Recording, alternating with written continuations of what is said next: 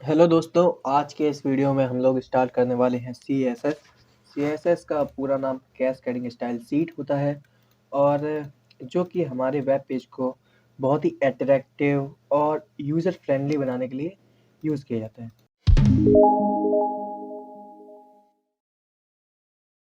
तो फिर हम स्टार्ट करते हैं। सबसे पहले थोड़ा सा देख लेते हैं कि आखिर है क्या CSS।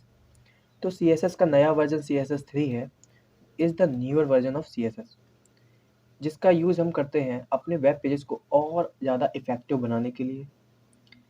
CSS 3 has introduced a lot of enhanced features। काफ़ी ऐसे फीचर्स हैं जिससे क्या होता है, हमारा वेब पेज और ज़्यादा इफ़ेक्टिव और अट्रैक्टिव वही बना सकता है, ठीक है? तो CSS 3 is divided into module which makes styling of the web page simpler and easier। काफ़ी छोटे-छोटे मॉड्यूल्स में बाँटा गया है इसको, ठीक है? जिससे क्या होता है, हमारा वेब पेज सिंपल दिखता है और ईज़ी दिखता है यूज़ करने में। कह रहे हैं कि developers choose CSS 3 to style web page without using any additional tools। केवल CSS 3 का यूज़ करके डेवलपर्स क्या कर लेते हैं, अपने वेब पेज को इतना ज़्यादा यूज़र फ्रेंडली बना सकते हैं बिना किसी दूसरे टूल के। It helps in creating attractive web page and makes the web layout very simple. उसके बाद कह रहा है कि it helps in the creating attractive web pages. Attractive web page बना सकते हैं और वेब का बहुत अच्छा सिंपल सा सुंदर सा लेआउट बना सकते हैं। CSS 3 can help in creating dynamic web page. Dynamic web page का मतलब ये है कि थोड़ा बहुत हम क्या कर सकते हैं, उसमें कुछ फंक्शन भी कर सकते हैं। जैसे मैंने मान लो कोई लिंक है, उस पर क्लिक किया या फिर क्या किया, उसके ऊपर ले गया मैं अपने कर्सर को, तो कुछ ना कुछ क्या होगा, डायनामिक मतलब कुछ ना कुछ एक्टिविटी होगी उसके पास, है ना? जैसे मैं इसके ऊपर ले गया तो क्या होगा, इसका हो सकता है कलर चेंज हो जाए या फिर यहाँ से यहाँ पे आ जाए, ठीक है? तो ये कुछ क्या हो सकता है, इस तरह हमारा वेब पेज डायनामिक बन जाता है विदाउट जावास्क्रिप्ट के। केवल CSS से ही हम ऐसा कर सकते हैं। It also helps in creating responsive web pages. कह रहा है कि रिस्पॉन्सिव वेब पेजेस बना सकता है। रिस्पॉन्सिव वेब पेजेस का मतलब क्या, एक वेबसाइट आपके कंप्यूटर पे चल रही है, वही वेबसाइट आपके मोबाइल पे चल रही है ना? तो टैबलेट पर भी चल रही है। तो क्या हो रहा है वहाँ पर कि वो वेब पेज में हमने क्या किया, उसको रिस्पॉन्सिव बना रखा है कि ये मोबाइल में इस तरह शो होगी, कंप्यूटर में इस तरह शो होगी, टैबलेट में इस तरह शो होगी, है ना? तो in this course we will discuss, हम इस वाले कोर्स में बताएंगे आपको कि पूरे वेब पेजेस के नए जो फीचर्स हैं CSS 3 का, मैं आपको बताऊंगा। और इसके बाद how to transform elements to create attractive web pages, कि किस तरह से हम एलिमेंट को ट्रांसफॉर्म करके एक अच्छा सुंदर सा वेब पेज बना सकते हैं। इसके बाद मैं इस कोर्स में आपको डायनामिक वेब पेज बनाना भी बताऊंगा, जिसमें ट्रांजिशन, एनिमेशन, इफेक्ट भी आपको बताऊंगा। फिर इसके बाद दिस कोर्स मैं इसमें आपको एक्सप्लेन करूंगा कि creating responsive web pages using media queries भी बताऊंगा कि मीडिया क्यूरीज के थ्रू आप किस तरह से अपने वेब पेज को रिस्पॉन्सिव बना सकते हैं, और the best practices and the security mitigation techniques that need to be considered while working CSS 3। तो ये था CSS 3 का इंट्रो छोटा सा, और मैं आपको इसमें सारी चीज़ें, ये ट्रांजिशन, एनिमेशन की क्या होता है, स्क्यू, रोटेट, ट्रांसलेट, ये सारी चीज़ें, एनिमेशन कैसे लगाएंगे आप, क्या मीडिया क्वेरीज कैसे बताएंगे, ठीक है? तो धीरे धीरे हम इन सारी चीज़ों पे चलेंगे। तो सबसे पहले आज हम अपनी CSS फाइल बनाते हैं, कि एक CSS फाइल बनाने की तरीका सीखते हैं कि किस तरह से आप अपने वेब पेज को स्टाइल करेंगे। तो सबसे पहले मैं यहाँ पे एक नया फोल्डर बना लेता हूँ, इसका नाम मैंने मान लिया प्रैक्टिस रख देता हूँ, ठीक है? प्रैक्टिस रख देता हूँ और इसको मैं क्या करता हूँ, अपने VS कोड में जल्दी से जाकर ओपन करूँगा। इसको कट कर देंगे, दो फार खुल गया है, ठीक है? तो ये पहले से फाइल बनी पड़ी है, इसको हटाएंगे यहाँ से। ये तो पुरानी है शायद, इसको हटा देता हूँ मैं डॉट से। यहाँ पे ये देखो, नया प्रैक्टिस हमारा ये वाला फोल्डर खुल चुका है यहाँ पे VS कोड में, ये वाला, ठीक है? अब इसको मैं यहाँ पर एक फाइल बनाते हैं जल्दी से, practice dot HTML, spelling fault, practice dot HTML, ठीक है? फिर मैं बनाता हूँ प्रैक्टिस, अभी बस नहीं रहने दो, प्रैक्टिस डॉट HTML। जल्दी से हम एक्सक्लेमेशन मार्क लगाएंगे और जैसे ही मैं एंटर प्रेस करूँगा तो हमारा प्री रिटन कोड आ जाएगा, पहले से ही लिखा हुआ कोड आ जाएगा, ठीक है? इसको मैं थोड़ा जूम कर लेता हूँ। अच्छा, तो अब क्या करेंगे हम,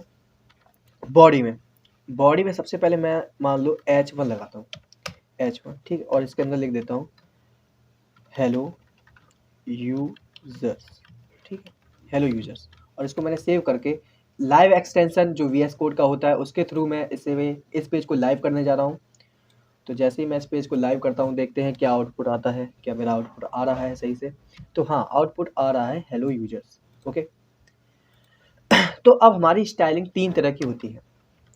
स्टाइल 3 तरह की होती है। कौन-कौन सी स्टाइल होती है? एक होती है इनलाइन सीएसएस, एक होती है इंटरनल सीएसएस और एक होती है हमारी एक्सटर्नल सीएसएस। इसके साथ-साथ एक इंपोर्ट सीएसएस भी होते हैं, उसकी अभी ज़रूरत नहीं है, इतने 3 से हम पहले समझेंगे उसको।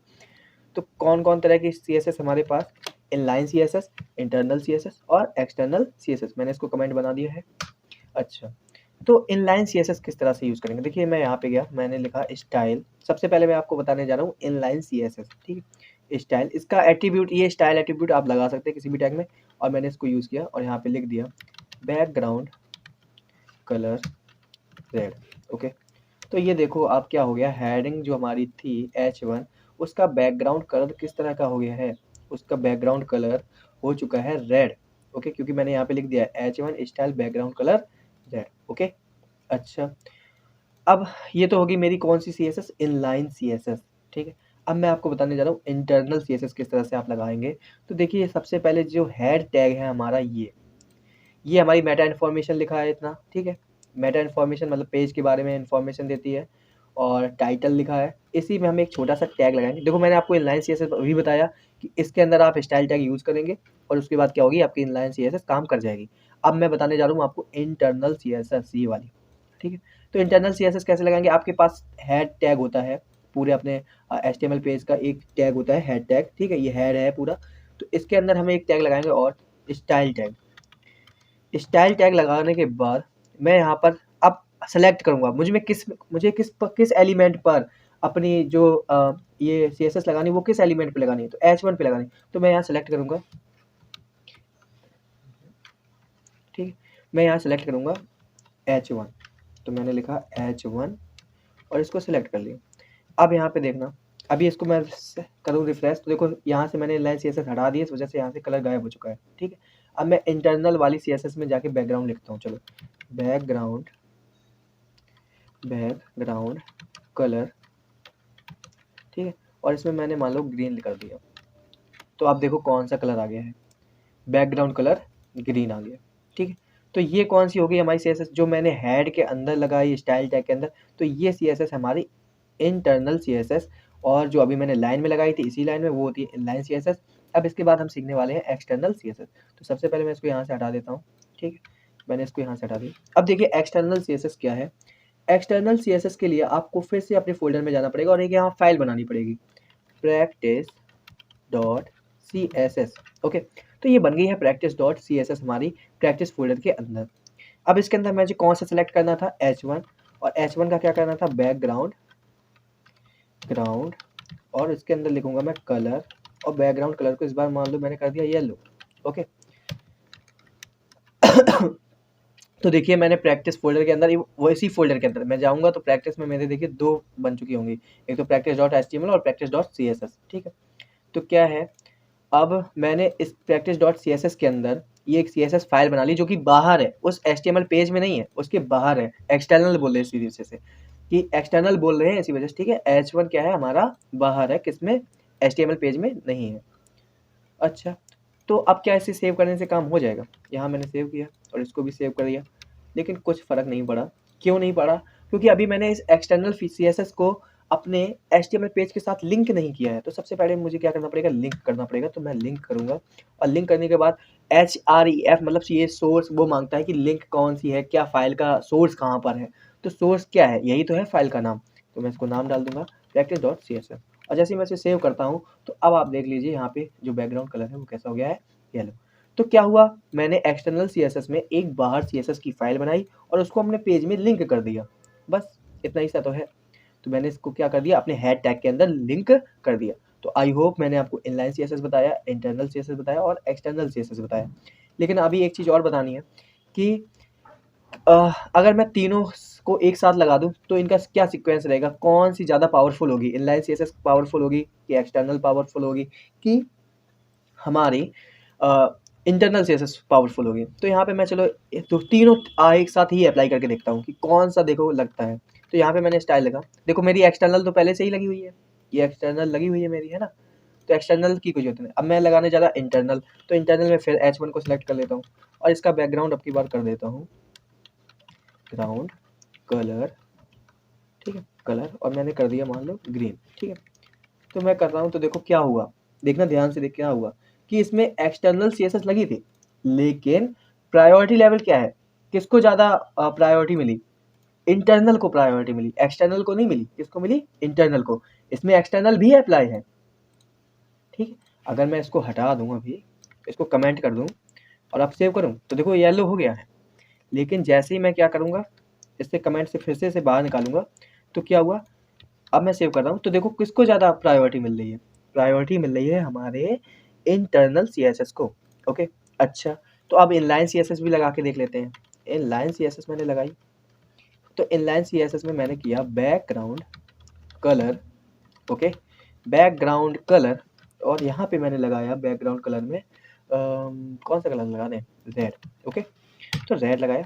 अब देखो क्या हुआ, अब क्या हुआ, अब हुआ ये कि इनलाइन CSS को भी ज़्यादा प्रायोरिटी मिली। किससे ज़्यादा प्रायोरिटी मिली, इंटरनल और एक्सटर्नल से। तो सीक्वेंस क्या बनेगा, देखना कि सीक्वेंस ये बन रहा है कि पहले तो इनलाइन CSS को ज़्यादा प्रायोरिटी रहती है, उसके बाद किसको रहती है, इंटरनल को, और उसके बाद प्रायोरिटी मिलती है किसको, एक्सटर्नल को, ठीक है। आ गई बात समझ में। तो ये तो टैग लग गए हैं, ठीक है। तो ये क्या हुआ, इनलाइन को, फिर इंटरनल को, और फिर एक्सटर्नल को प्रायोरिटी मिलती है। तो मुझे लगता है मैंने आपको तीनों CSS समझा दी हैं कि इनलाइन, इंटरनल और एक्सटर्नल किस तरह से आप अप्लाई करेंगे, और प्रायोरिटी लेवल क्या रहेगा, इनलाइन का पहले रहेगा, फिर इंटरनल का, और फिर एक्सटर्नल का, ठीक है। तो आज के लिए फिर इतना ही, थैंक्स, और फिर मिलेंगे नेक्स्ट वीडियो में।